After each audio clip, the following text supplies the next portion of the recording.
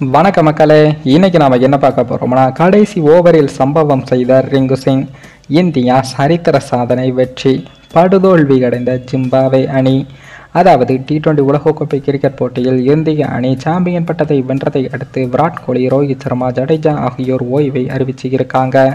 இந்த நிலையில் தான் இந்தியா ஜிம்பாப்வேவுக்கு சுற்றுப்பயணம் மேற்கொண்டு 5 T20 போட்டிகள் கொண்ட தொடரில் விளையாட இருக்காங்க. முற்றிலும் இளம் வீரர்களை கொண்டு இந்திய அணி இந்த தொடரில் விளையாட உள்ளதால் இது புதிய அத்தியாயமாகவும் பார்க்கப்படுது. இந்த சூழலில் தான் ஹாரரே ஆடுகளம் சுழற்பந்து வீச்சுக்கு சாதகமாக செயல்படும். இதனால் இந்தியாவில் சுழற்பந்து வீச்சாளர் யார் என்ற கேள்வியும் எழுந்து இருக்கு. ரவி பிஷ்னாய்க்கு கண்டிப்பாக வாய்ப்பு இருக்கும் என்றால் ஸ்பின்னராக மட்டும்தான் அவர் அணியில் இடம் பிடித்து இருக்காரு. அந்த சூழலில் 2 சுழற்பந்து வீச்சு ஆல்ரவுண்டர்கள் அணியில் இருக்கிறார்கள். இதில் யாருக்கு வாய்ப்பு கிடைக்கப்படும் என்பதை தற்போது பார்க்கலாம். அதில் இந்திய அணியில் அபிஷேக் சர்மா, வாஷிங்டன் சுந்தர் என 2 சுழற்பந்து வீச்சு ஆல்ரவுண்டர்கள் இருக்காங்க. இதில் வாஷிங்டன் சுந்தர் சீனியர் வீரராகவும் இருக்காரு. 24 வயது ஆனாலும் வாஷிங்டன் சுந்தர் 17 வயதிலிருந்து இந்திய அணிக்காக விளையாடி வராரு. இன்னும் ஜடேஜா போன்ற வீரர்கள் தொடர்ந்து T20 போட்டிகளில் விளையாடி வந்தால் வாஷிங்டன் சுந்தருக்கு போதிய வாய்ப்புகளும் கிடைக்கவில்லை. இந்த நிலையில் தான் வாஷிங்டன் சுந்தர் இதுவரை 43 T20 போட்டிகளில் விளையாடி 34 விக்கெட்டுகளையும் வீழ்த்தியிருக்காரு. மேலும் இதுவரை 17 ரன்களை மட்டுமே அடித்திருக்காரு. அதிகபட்சமாக 50 ரன்கள் வரை வாஷிங்டன் சுந்தர் அடிச்சிருக்காரு. இதனால் அடுத்த ஜடேஜா என்ற இடத்திற்கு ஒரு ஆள் வேண்டும் என்றால் அது வாஷிங்டன் சுந்தராகத்தான் இருக்க வேண்டும். எனினும் அபிஷேக் சர்மா IPL தொடரில் அபாரமாக விளையாடி புயல் போல இந்திய அணிக்கு நுழைந்து இருக்காரு.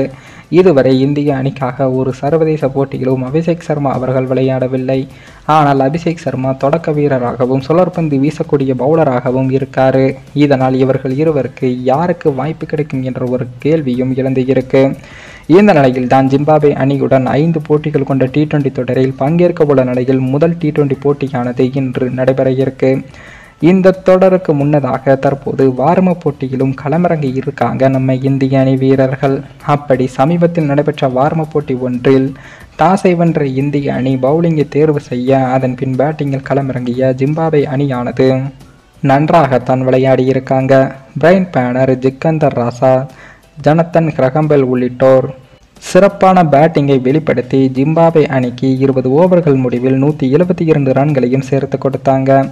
இந்திய அணி சார்பாக தூசர் தேஷ்பாண்டே, கலில் அகமது, முகேஷ்குமார் ஆகியோர் தலா 2 விக்கெட்டுகளையும் கைப்பற்றினாங்க. அதன் பின் 173 ரன்களை இலக்காக கொண்டு களமிறங்கிய நம்ம இந்திய அணியில் ஜெய்ஸ்வால், ருத்ராஜ், சுப்மன் கில் ஆகியோர் சிறப்பாக விளையாடினாலும் 19வது ஓவரில் தொடர்ந்து 4 விக்கெட்டுகளை இழந்து அதிர்ச்சியையும் கொடுத்து இருந்தாங்க இந்திய அணி. இதனால் கடைசி 3 பந்தில் 18 ரன்கள் எடுத்தால் வெற்றி என்ற இக்கட்டான நிலையில் இருந்த இந்திய அணி ஒரு கட்டத்தில் தோற்று விடுவார்கள் என்றுதான் அனைவரும் எதிர்பார்த்தாங்க. அப்போது களத்தில் இருந்த நம்ம ரிங்கு சிங் அவர்கள் தொடர்ந்து 3 சிக்சர்களை பறக்க விட்டு இந்திய அணிக்கு அபாரமான வெற்றியையும் தேடி கொடுத்து இருக்காரு. மேலும் இந்த வீடியோ ஏதோ ஒரு விதத்தில் உங்களுக்கு பிடித்திருக்கும் என்று நினைக்கிறேன். நம்ம சேனலுக்கு புதிதாக வீடியோ பார்க்கிறீர்கள் என்றால் மறக்காமல் சப்ஸ்கிரைபர் செய்துவிட்டு பாருங்கள். இன்னொரு வீடியோவில் சந்திக்கும் வரை நான் உங்கள் தமிழ்.